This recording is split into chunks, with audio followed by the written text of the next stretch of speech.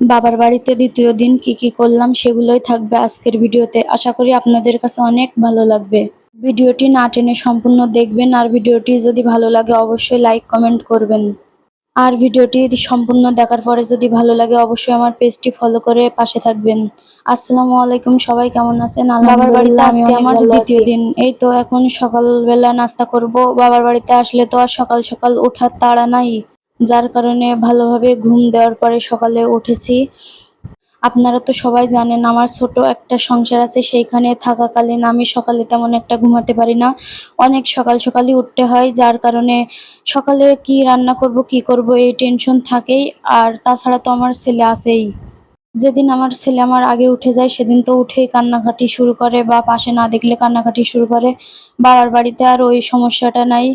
আমি ঘুমানো অবস্থায় অনেক আগেই আমার ছেলে উঠে গেছে। উঠার পরে তার নানুর সাথেই ঘুরছে, আমার তো খোঁজই করছে না। নাস্তা শেষ করে এখন দুপুরবেলায় ভাবছি একটু টক কিছু খাবো, যার কারণে লেবু পাড়তে আসা। আগের ভিডিওতেও দেখেছেন লেবু পাড়ার ভিডিওটা। আসলে বাড়িতে গাছ থাকলে নিজের হাতে পেড়ে খাওয়ার মজাই আলাদা, যার কারণে প্রতিদিনই ২-১টা করে পাড়ি, একসাথে অনেকগুলো পেড়ে রাখি না।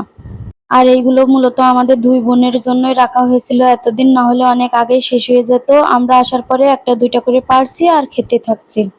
আর এইখানে আমি হাতে পারছিলাম না, যার কারণে আমার হাজবেন্ডকে ডেকে এনেছিলাম, সেই পেড়ে দিল।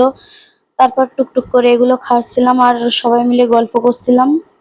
তাছাড়া ২ বোন অনেকদিন পর এক জায়গায় হয়েছি, অনেক গল্প জমা আছে সেগুলোই বলছিলাম, ও বলছিল।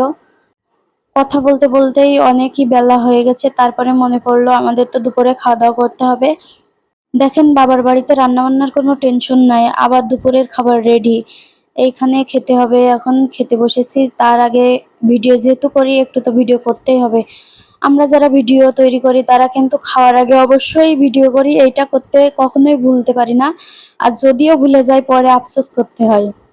আর আমার আব্বুর কথা, যতই রিল্যাক্সে থাকো যাই করো, খাওয়ার টাইমে খাওয়া, ঘুমানোর টাইমে ঘুমানো, যখনকার কাজ তখনই করতে হবে, এইটা আমার আব্বুর নির্দেশ। খাওয়া দাওয়া শেষে এই তো আমার হাজবেন্ড চলে যাবে, যার কারণে রেডি হয়ে বাইরে চলে এসেছে।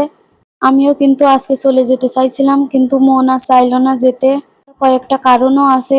অনেকদিন পর বোনের সাথে দেখা হলো, আর এবার কিন্তু আমি বাবার বাড়ি এসেছি বেশ কয়েকটা দিন পরেই, যার কারণে আমার আর যেতে মন চাচ্ছে না। আর এই দিক থেকে আমার কোনো প্যারা নেই, আমি যদি থাকতে চাই তাও আমার হাজবেন্ড কিছু বলে না, আমি যদি বলি ১০ দিন থাকবো তাও কিছু বলবে না। আর এইখানে আমার ছেলে তো তার বাবাকে ছাড়বেই না। সে যেহেতু বুঝতে পারছিল তার বাবা জামা কাপড় পরে রেডি হয়ে আছে, এই কারণে একটু মন খারাপ করছিল।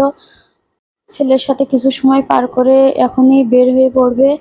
এই তো সে চলে গেল। আর এদিকে আবার সন্ধ্যাও হয়ে গেল। আমরা একটু ঝালমুড়ি খাওয়ার জন্য এগুলো রেডি করে নিয়ে বসছি। আজকের ভিডিওটা আর লম্বা করব না। আল্লাহ হাফেজ।